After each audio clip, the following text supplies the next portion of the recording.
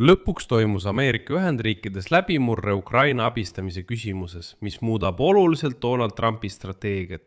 Kui kõik jälgisid Trumpi ja Xi Jinpingi tippkohtumist Pekingis ning lugesid Vene droone Kiievi kohal, juhtus Ameerika kongressis midagi, mis võib Ukraina saatuse jaoks olla mitte vähem oluline. Kolmapäeva õhtul 13. mail kogus kongressi liikmete grupp vajalikud 218 allkirja discharge petitioni alla. See on petitsioon eelnõu hääletusele toomiseks ning hääletama hakatakse seaduseelnõu Ukraine Support Act üle. See tähendab, et Ukraina abistamise seaduseelnõu jõuab siiski kongressi saalis hääletusele. Kas spiiker Mike Johnson seda tahab või mitte ja muide tema ei tahtnud. Ja see on otsene tee Ukraina rahalise ja sõjalise abi säilitamiseks, mida Trump on juba ammu takistanud. Aga vaatame, kas kõik on siin ikka nii roosiline? Ja kas see tõesti tähendab, et lõpuks hakkab Ukraina taas saama sõjalist ja rahalist abi USA-lt? Minu nimi on Aleksei Bitši, arutame seda teemat koos. Aga enne kui alustame, palun tellige see YouTube'i kanal, pange sellele videole like, kirjutage oma kommentaar selle video alla ja liituge minu Telegrami kanaliga Bitši News. Link sellele on selle video kirjelduses. Niisiis. Kolmapäeval õnnestus demokraatidel esindajate kojas koguda vajalikud allkirjad, et mööda minna esindajate koja spiiker Mike Johnsonist ja tagada hääletus. Vene vastu suunatud sanktsioonide paketi ja mis veelgi olulisem, miljardite dollarite abi kohta Ukrainale. See on juba 8. kord viimase 3 aasta jooksul, kui eelnõu hääletusele toomise petitsiooni kasutavad erinevad demokraatide ja vabariiklaste rühmad, et mööda minna vabariikliku partei juhtkonnast. Ja Ukraina kontekstis on see eriti kõlekas. Selgitan mehhanismi neile, kes ei jälgi Ameerika seadusandluse telgitaguseid, sest sellest on oluline aru saada. Discharge petition on tööriist, mis võimaldab enamusel esindajatega liikmetest tuua ükskõik millise eelnõu komiteest otse hääletusele, mööda minnes kongressi juhtkonnast, kes seda hääletust blokeerib. Sest seda palub näiteks Valge Maja. Ja Mike Johnson blokeeris isegi petitsiooni hääletusele toomise esindajate kojas. Selleks on vaja täpselt 218 allkirja. See on absoluutne enamus 435 kohast esindajate kojas. Ja veel kord, see on 8. kord 3 aasta jooksul, kui selline petitsioon saavutab künnise allkirjade arvu, mis juba iseenesest räägib kongressi sisemisest düsfunktsioonist. Kes siis selle petitsiooni allkirjastasid? Need on kõik 215 demokraati esindajate kojas. Need on 2 vabariiklast, Don Bacon Nebraskast ning Brian Fitzpatrick Pennsylvaniast. Mõlemad on pikaajalised Ukraina toetajad. Ja üks sõltumatu, Kevin Killy Kaliforniast. Ta on endine vabariiklane. Just tema allkiri sai 218. ja otsustavaks. Killy tegi avalduse, mida tasub sõna-sõnalt tsiteerida. Hiljutised Ukraina edusammud on loonud võimaluse rahuks, kuid viimase vaherahu ebaõnnestumine näitab, et diplomaatia õnnestumiseks on vaja mõjutusvahendeid. Kongress saab tegutseda praegu 2-parteiliselt, et tugevdada neid mõjutusvahendeid ja saavutada püsiv rahu, mis kaitseb USA ja nende liitlaste huve. Me peame samuti saatma selge signaali. Venemaa toetus Iraanile tema rünnakutes USA sõjaliste objektide vastu ei sallita. Ja see oli võtmelause. Killy ütles otse välja. Ta sidus abi Ukrainale sõjaga Iraani vastu. Miks? Sest Venemaa tarnib Iraanile droonide varuosi. See on dokumenteeritud. Iraan kasutab Venemaa tehnoloogiat Ameerika sõjaväelaste vastu Lähis-Ida piirkonnas. Lisaks tarnib Venemaa läbi Kaspia mere kogu vajaliku, et Teherani režiim ellu jääks. Ja mida kauem režiim tunneb toetust, seda kauem ta suudab ellu jääda. Ja seda kauem ta ei ole valmis Trumpiga kokkuleppele minema. Osa kongressist teeb abi Ukrainale, mitte Ukraina toetamiseks, vaid samaaegselt Venemaa ja Iraani vastasseisuks. Nüüd, mis täpselt selles eelnõus on?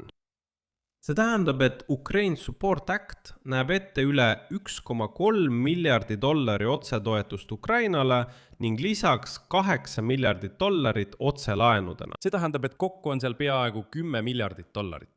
Samuti Ameerika sõjaliste varude täiendamine, mis on Iraaniga peetava sõja tõttu ammendunud, erikoordinaator Ukraina ülesehitamiseks, Venemaa vastaste sanktsioonide ja ekspordikontrolli karmistamine. Eelnõu toetab samuti USA seisukohta Ukraina ja NATO suhtes. Aga oluline on seda otseselt rõhutada.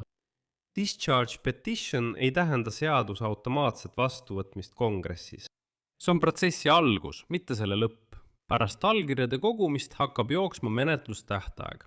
Hääletus saalis peab toimuma mitte varem kui selle kuu lõpus. Aga isegi kui seadus praegu esindajate kojas läbi läheb, mis tõenäoliselt ka juhtub, tuleb see veel läbi viia senatis, kus vabariiklastel on enamus ja nad blokeerivad kõik demokraatide algatused. Näiteks eile üritasid demokraadid taas senatis läbi suruda resolutsiooni sõja peatamiseks Iraani vastu, kuid see resolutsioon kukkus taas läbi häältega 51 vastu 49. Ehk siis üks hääl otsustab kõik. Just, aga isegi kui senat selle seaduse vastu võtab, peab selle allkirjastama Donald Trump, kes kärpis isegi $400 miljonit igal aastal Ukrainale mõeldud abi, mis oli ette nähtud USA kaitse-eelarves. Kuigi hüpoteetiline väljapääs muidugi on olemas. Kongressil peab olema piisavalt hääli presidendi veto ületamiseks. See tähendab 2/3 häältest. Aga seni on selline stsenaarium muidugi ebatõenäoline. Ja kahjuks pean tõdema, et seadusandlus seisab silmitsi president Trumpi ja tema liitlaste vastupanuga kongressis. Ta on Ukraina toetamise seadusandluse vastu, tuginedes oma filosoofiale, Ameerika ennekõike, seades siseküsimused välisabile ettepoole. Aga sellised Ameerika seadusandjate algatused on siiski Ukraina jaoks olulised, isegi kui need tunduvad läbikukkunud. Asi on selles, et selle uudise taustal, et USA kongressi liikmed on Ukraina abistamise küsimuses aktiivsemaks muutunud, lisas NATO peasekretär Mark Rutte veel ühe survekihi, kui soovite. Mark Rutte tegi ettepaneku, et alliansi riigid eraldaksid igal aastal 0,25% SKP-st Ukraina toetuseks. Selle ettepaneku esitas ta NATO suursaadikute kinnisel istungil aprilli lõpus, valmistudes juulis Türgis toimuva tippkohtumise jaoks. Nii soovib Rutte veenduda, et toetus Ukrainale oleks järjepidev ja mis kõige tähtsam, ettearvatav. See tähendab, et saab selgelt aru, et 0,25% iga NATO riigi SKT-st läheb täielikult Ukraina abistamiseks. Ja see on juba otsene vastus Donald Trumpi ettearvamatusele. Ning veel üks oluline uudis selles kontekstis. Ukraina lasi täna orbiidile oma enda satelliidid ja alustas oma enda satelliidi konstellatsiooni loomist. See on ülioluline sõjaväeluure, täpse sihtimise ja turvalise side jaoks. Ja peamine on täielik sõltumatus Ameerika luureandmete edastamisest, mille Donald Trump, tuletan meelde, eelmisel aastal täielikult peatas. Enne seda sõltus Ukraina eelkõige Elon Muski Starlinkist.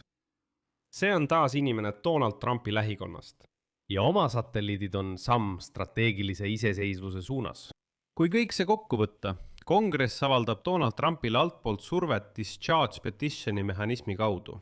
NATO nõuab liitlastelt 0,25% SKP-st. See on surve ülevalt. Ukraina rajab oma enda sõjatehnilist infrastruktuuri. See on juba iseseisus, ükskõik millistest Washingtoni otsustest.